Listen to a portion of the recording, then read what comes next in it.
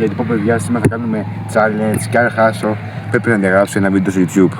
Θα βαρέσει 8 shoot από το penalty και αν δεν βάλει τα 3 πρέπει να διαγράψει ένα βίντεο μεγάλο κανονικό.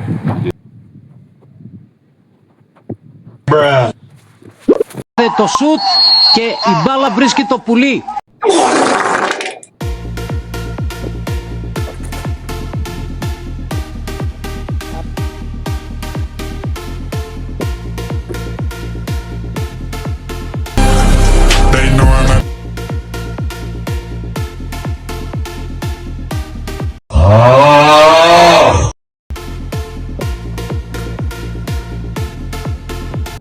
Este para vosotras.